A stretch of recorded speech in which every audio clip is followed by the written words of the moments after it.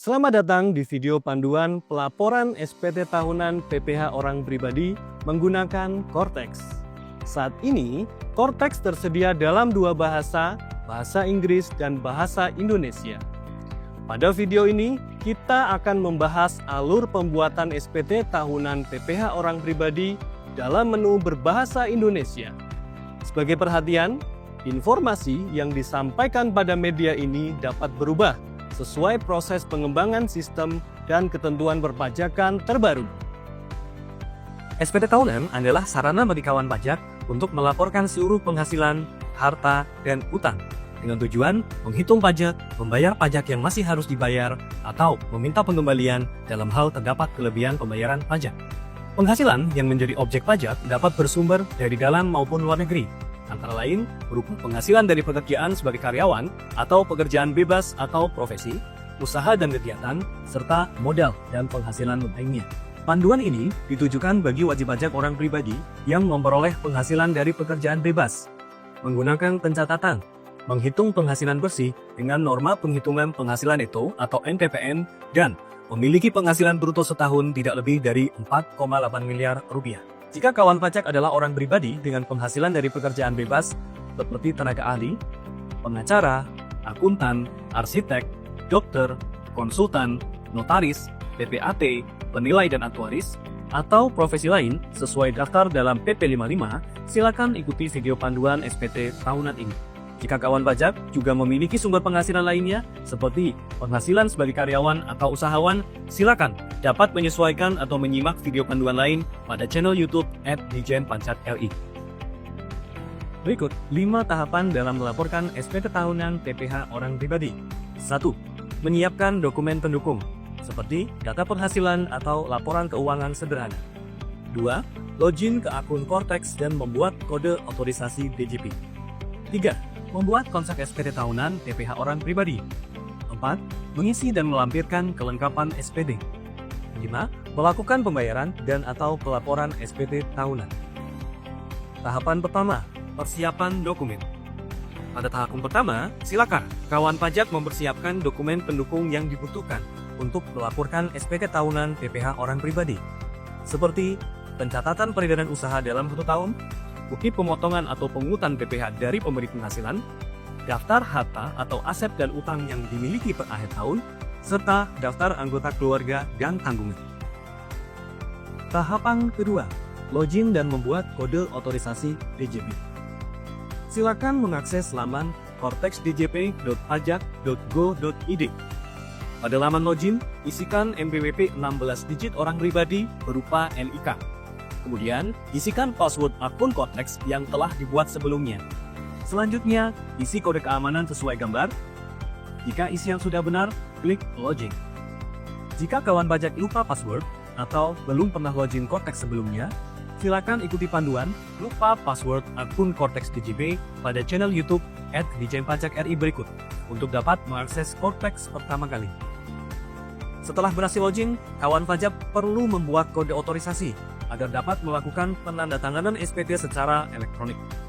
Jika kawan pajak belum pernah membuat kode otorisasi, silakan ikuti panduan memperoleh kode otorisasi DJP pada channel YouTube @DijenPajakRI berikut.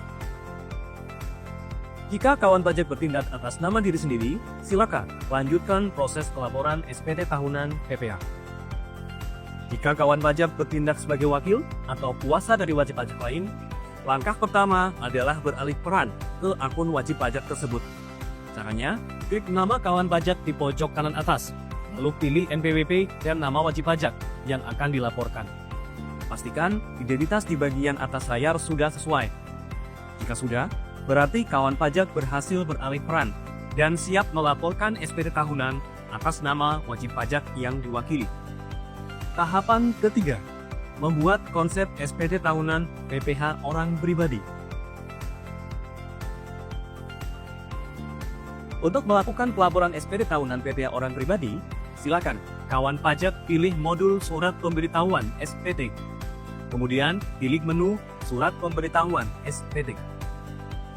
Pada bagian konsep SPT, silakan klik buat konsep SPT. Selanjutnya, silakan pilih PPh orang pribadi. kemudian klik lanjut. Selanjutnya, memilih jenis periode pelaporan SPT. Pilih SPT tahunan. Dan dilanjutkan memilih periode dan tahun pajak, sesuai dengan tahun pajak yang akan dilaporkan. Kemudian, klik lanjut. Pilihan berikutnya adalah model SPT. Sistem akan menampilkan pilihan normal apabila SPT baru pertama kali dibuat. Sebaliknya, sistem akan menampilkan pembetulan apabila terdapat SPT normal yang sudah disampaikan sebelumnya. Lanjutkan dengan klik Buat konsep SPT. Pada grid konsep SPT akan terbentuk SPT PPh orang pribadi sesuai dengan tahun pajak yang dibuat. Tahapan keempat, pengisian SPT tahunan. Pengisian SPT dilakukan secara online, langsung pada laman Cortex. Kemajuan pengisian SPT dapat disimpan kapan saja, dan dapat dilanjutkan kembali di lain kesempatan. Pada grid konsep SPT, silakan klik ikon pensil pada SPT yang hendak dilaporkan. Pada video panduan ini, kawan pajak akan mengisi SPT tahunan dimulai dari halaman induk. Lanjutkan dengan mengisi lampiran SPT tahunan. Kemudian, melakukan pratinjau induk SPT kembali sebelum melakukan pembayaran dan atau pelaporan SPT. Pengisian halaman induk SPT. Pada bagian header SPT, silakan pilih metode pembukuan atau pencatatan yang dilakukan oleh kawan pajak. Pada tanggapan awal, metode pembukuan adalah pencatatan. Jika kawan pajak melaksanakan pembukuan stelsel akrual atau telah melakukan pemberitahuan penggunaan pembukuan dengan stelsel khas, silakan menyesuaikan pilihan metode pembukuan. Pada sumber penghasilan, silakan pilih minimal satu sumber penghasilan yang diterima dalam setahun. Pada panduan ini, silakan klik pekerjaan bebas. Selanjutnya, gulir ke bagian A, identitas wajib pajak. Data pada bagian ini akan terisi otomatis berdasarkan profil wajib pajak yang ada pada Cortex. Perlu diketahui bahwa SPT tahunan digunakan untuk melaporkan seluruh penghasilan, baik dari dalam negeri maupun luar negeri, yang diterima atau diperoleh seluruh anggota keluarga wajib pajak, yang digabungkan sebagai satu kesatuan, sehingga pemenuhan kewajiban pajaknya dilakukan oleh wajib pajak sebagai keluarga, dengan cukup satu SPT.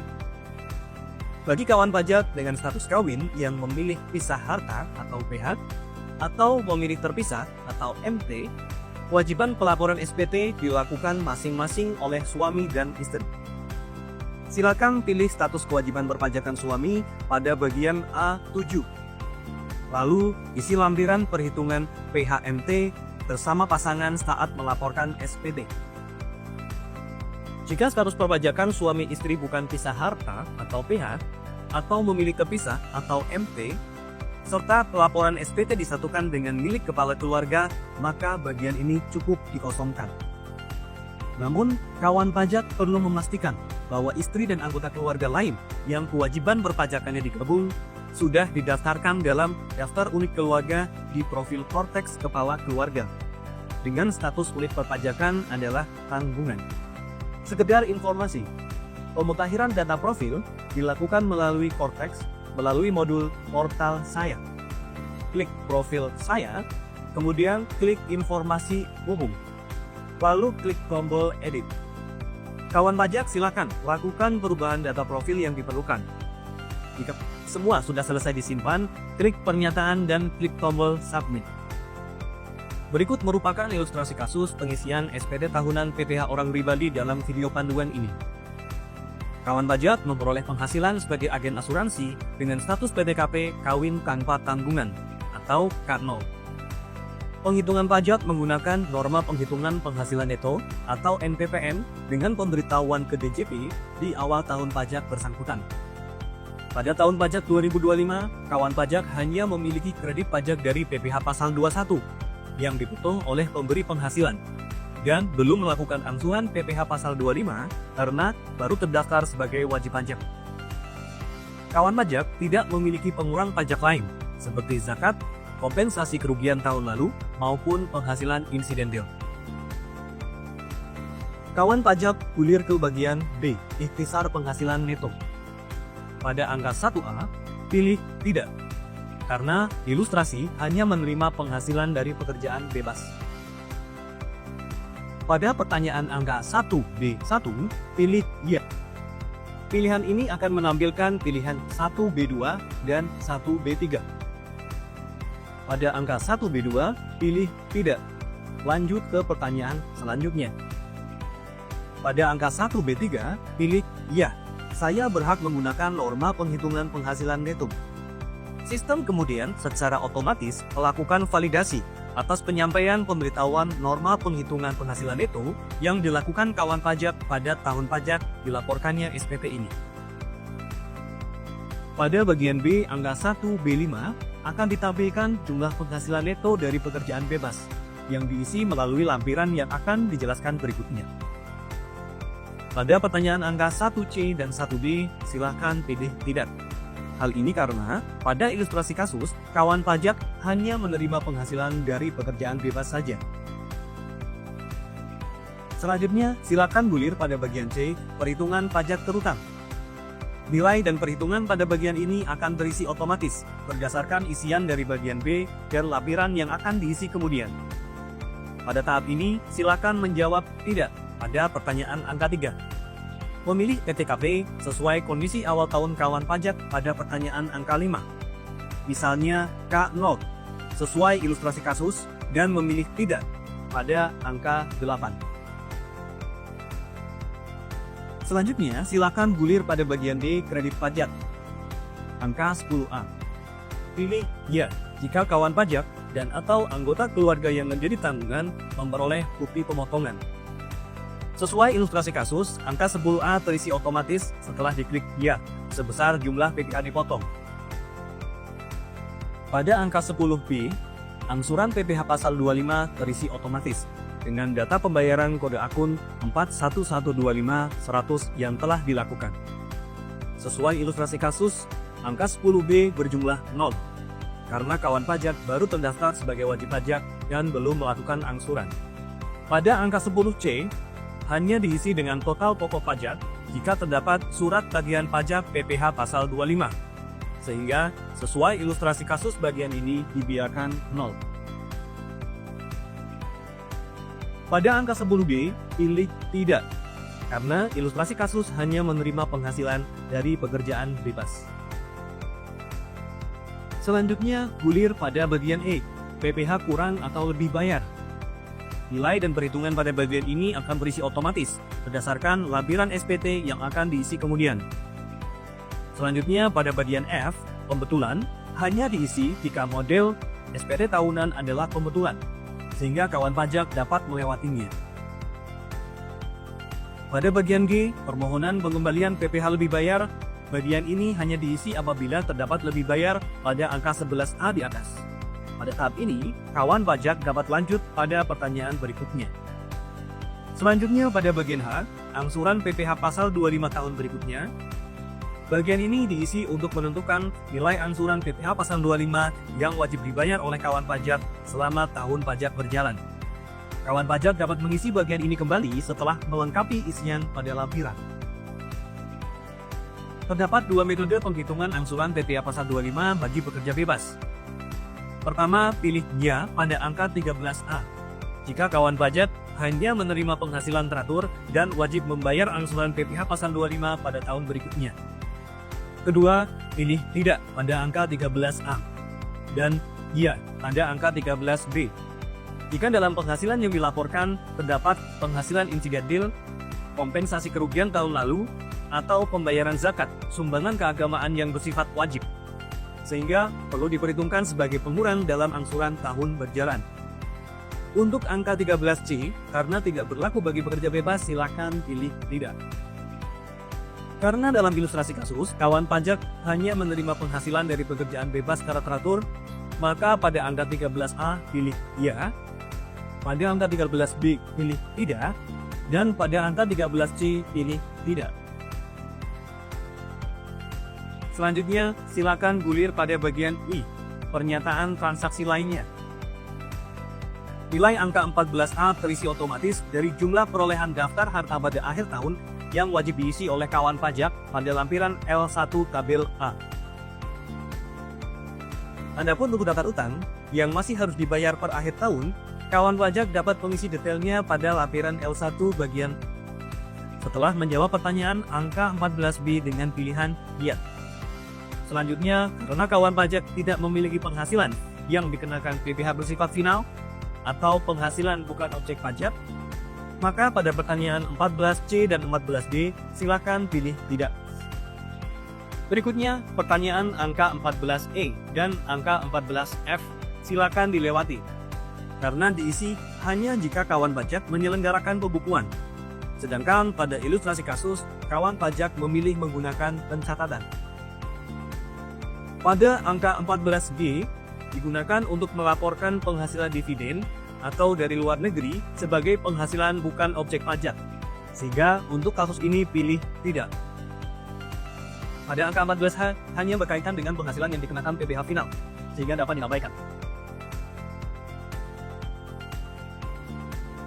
Selanjutnya, gulir pada bagian C, lampiran tambahan. Dalam ilustrasi kasus, kawan pajak menyampaikan SPT secara elektronik dan tidak termasuk dalam wajib pajak yang diwajibkan melampirkan dokumen lainnya sesuai ketentuan. Maka, silakan pilih tidak pada huruf D dan huruf E. Pada bagian K, pernyataan, berisikan pernyataan bahwa SPT yang disampaikan sudah benar, lengkap, dan jelas. Berikan tanda centang agar pelaporan SPT dapat dilakukan. Sampai sini, kawan pajak telah melakukan pengisian halaman induk SPT. Mari lanjutkan ke tahap pengisian lampiran SPT tahunan. Pengisian lampiran SPT tahunan PPh. Silakan gulir ke bagian paling atas dan berangsur menurun secara perlahan untuk melihat lampiran apa yang harus diisi. Urutan pengisian lampiran dilaksanakan berdasarkan informasi yang tampil pada halaman induk. Untuk kasus ini, urutan lampiran adalah lampiran L3B, kemudian lampiran L3A4, dan terakhir lampiran L1. Pengisian lampiran L3B. Lampiran ini digunakan untuk mengisi peredaran bruto dari pekerjaan bebas atau usaha yang diterima oleh kawan pajak sendiri, istri, dan atau anak yang belum dewasa. Kecuali yang diterima oleh istri yang hidup berpisah, HB, memiliki perjanjian pisah harta, PH, atau memilih terpisah, MT. Dalam kasus ilustrasi, kawan pajak silakan isi pada bagian C saja, yakni rekapitulasi peredaran bruto untuk pengguna norma penghitungan penghasilan neto, atau NPPN. Pada lampiran L3B bagian C, kawan pajak memasukkan peredaran bruto dari pekerjaan bebas untuk setiap bulan selama 1 tahun, untuk setiap tempat kegiatan usaha. Untuk mengisinya, silakan klik ikon pensil di sebelah kiri nama tempat kegiatan usaha masing-masing. Misalnya untuk kasus ilustrasi, sesuai pencatatan berikut. Jika sudah lengkap dan sesuai, klik simpan. Adapun jumlah PPh di baris berikut akan terisi otomatis sesuai dengan data pembayaran angsuran PPh pasal 25 yang telah dilakukan. Karena pada kasus ilustrasi ini tidak ada angsuran yang dibayarkan, maka akan tertampil nilai 0 sesuai pada gambar. Selanjutnya, jika seluruh pengisian peredaran bruto sudah benar, maka silakan klik tombol simpan konsep. Kemudian, gulir layar ke atas menuju ke lampiran L3A4 untuk menghitung penghasilan neto dari pekerjaan bebas menggunakan norma. Pengisian lampiran L3A4. Terdapat 2 bagian dalam lampiran ini. Bagian A, penghasilan neto dalam negeri dari usaha dan atau pekerjaan bebas berdasarkan pencatatan. Dan B, penghasilan neto dalam negeri lainnya. Dalam kasus ilustrasi, kawan pajak hanya perlu mengisi bagian A karena tidak menerima penghasilan neto dalam negeri lainnya. Bagian A digunakan untuk menghitung besaran penghasilan neto dari pekerjaan bebas. Bagian ini hanya dapat diisi jika kawan pajak telah memenuhi ketentuan penggunaan NPPN, yakni telah memberitahukan penggunaan NPPN di awal tahun pajak dan omset dalam setahun tidak melebihi 4,8 miliar rupiah. Dalam ilustrasi kasus, besaran norma atas pekerjaan bebas sebagai agen asuransi ditentukan sebesar 50% untuk ibu kota provinsi sesuai ketentuan yang berlaku. Oleh karena itu, untuk menghitung penghasilan netonya, silakan klik tombol pensil. Kemudian cari dan pilih jenis pekerjaan bebas sebagai agen asuransi. Selanjutnya pada baris norma isikan nilai 50. Jika isian telah sesuai, klik simpan. Jika isian sudah lengkap dan sesuai, maka silakan gulir ke bawah dan klik simpan konsep. Selanjutnya, gulir layar ke atas menuju ke lampiran terakhir, yaitu lampiran L1. Pengisian lampiran L1. Lampiran L1 merupakan lampiran yang otomatis muncul pada SPT tahunan PPh orang pribadi. Terdiri atas 5 bagian. Bagian A, harta pada akhir tahun pajak. Bagian B, utang pada akhir tahun pajak. Bagian C, daftar anggota keluarga yang menjadi tanggungan. Bagian D, penghasilan neto dalam negeri dari pekerjaan. Bagian E, daftar bukti pemotongan pemungutan PTR. Dalam ilustrasi kasus, kawan pajak tidak perlu mengisi bagian D, karena penghasilan yang diterima bukan dari pekerjaan, tapi dari pekerjaan bebas. Pada lampiran L1 bagian A, sistem akan mengisi otomatis data harta berdasarkan SPT tahunan kawan pajak di tahun sebelumnya. Silakan kawan pajak cek posisi harta yang dimiliki atau dikuasai per akhir tahun pajak pelaporan. Kemudian, silakan lakukan tambah atau edit data yang sudah ada, atau menghapus data harta jika sudah tidak dimiliki atau dikuasai. Bagian A terdiri dari 6 subpengelompokan, yaitu kas dan setara kas, piutang, investasi atau sekuritas, harta bergerak, harta tidak bergerak, termasuk tanah dan bangunan, serta harta lainnya. Sesuai ilustrasi kasus, kawan pajak memiliki harta baru berupa tabungan dengan saldo per 31 Desember sebesar Rp100 juta. Untuk mengisinya, klik tombol tambah pada sub bagian 1, kas dan setara kas. Lalu lengkapi informasi yang bertanda bintang sesuai contoh.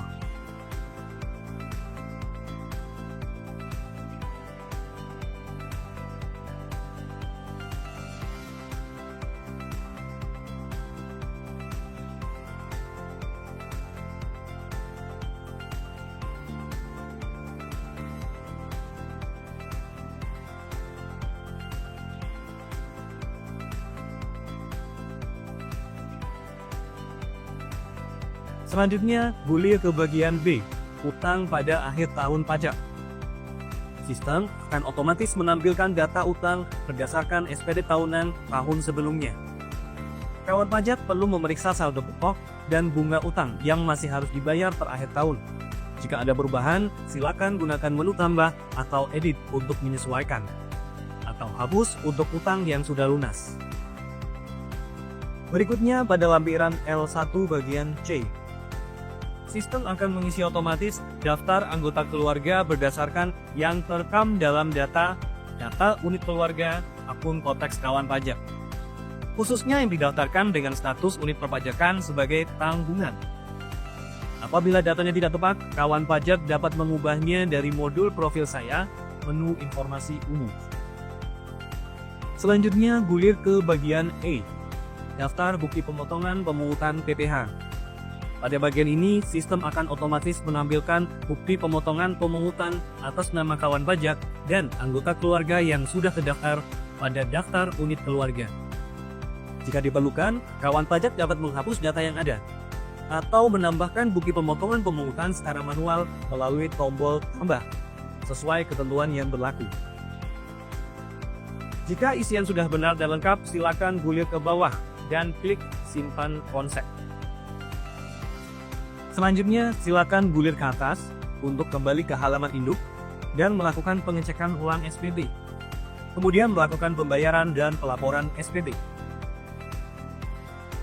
Tahapan kelima, pembayaran dan pelaporan SPT. Sebelum melakukan pembayaran dan pelaporan SPT, periksa kembali hasil perhitungan otomatis pada induk SPT, khususnya bagian E, PPh kurang atau lebih bayar, angka 11C. Jika bernilai positif, maka jumlah tersebut harus dilunasi saat pelaporan SPT. Jika bernilai negatif atau lebih bayar, silakan lengkapi bagian B untuk mengajukan permohonan pengembalian. Dalam ilustrasi kasus, terdapat PPh kurang bayar sebesar Rp5.225.000. hasil pengurangan PPh terutang pada angka 9 dengan kredit pajak pada angka 10A. Kawan pajak perlu juga mencatat jumlah besaran angsuran PPh pasal 25 sesuai nilai dengan angka 13A. Silakan untuk lakukan pembayaran angsuran PPh pasal 25 tahun berjalan sebesar nilai tersebut. Paling lambat tanggal 15 setiap bulan hingga pelaporan SPT tahunan berikutnya. Terakhir, silakan klik tombol simpan konsep, kemudian klik bayar dan lapor. Akan muncul notifikasi sebagai berikut. Kawan pajak dapat menutup notifikasi tersebut untuk melanjutkan pelaporan. Jika SPT tahunan yang disampaikan merupakan perpanjangan jangka waktu penyampaian dan sudah mendapat izin, kawan pajak dapat menggunakan saldo pembayaran yang belum terpakai pada akun 411618-200 dengan memilih tombol iya. Jika tidak terkait perpanjangan, silakan pilih tidak. Selanjutnya, sistem akan menampilkan notifikasi. Apakah wajib pajak ingin melunasi pajak terutang menggunakan deposit pajak atau melalui pembuatan kode billing? Silakan pilih salah satu metode pembayaran. Opsi deposit pajak hanya tersedia apabila saldo deposit mencukupi minimal sebesar pajak kurang bayar yang terutang.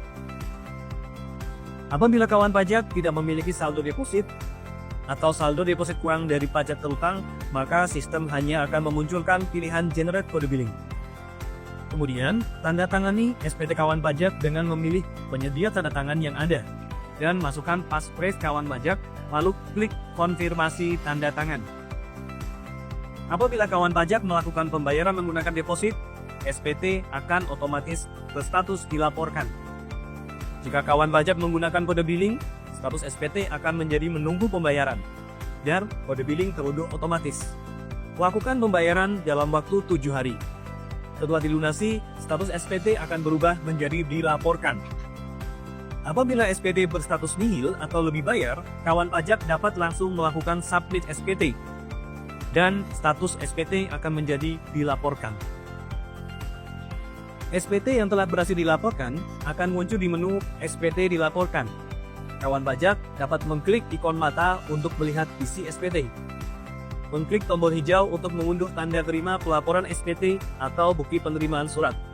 Atau mengklik tombol merah untuk mengunduh SPT dalam bentuk dokumen PDF. Sebagai informasi, jika kawan pajak masih tetap menggunakan norma penghitungan penghasilan neto atau NPPN untuk tahun pajak berikutnya, maka kawan pajak jangan lupa mengajukan pemberitahuan penggunaan NPPN sesuai ketentuan yang berlaku, yang dapat dilihat pada video panduan di channel YouTube @dijenpajak.ri. Selamat, kawan pajak telah berhasil melaporkan SPT tahunan PPh orang pribadi melalui Cortex. Jika kawan pajak masih memerlukan bantuan, silakan kunjungi www.pajak.go.id, hubungi Kring Pajak 1500200 dan subscribe channel YouTube @dijenpajak.ri untuk menyimak video panduan lainnya. Pajak tumbuh, Indonesia tangguh.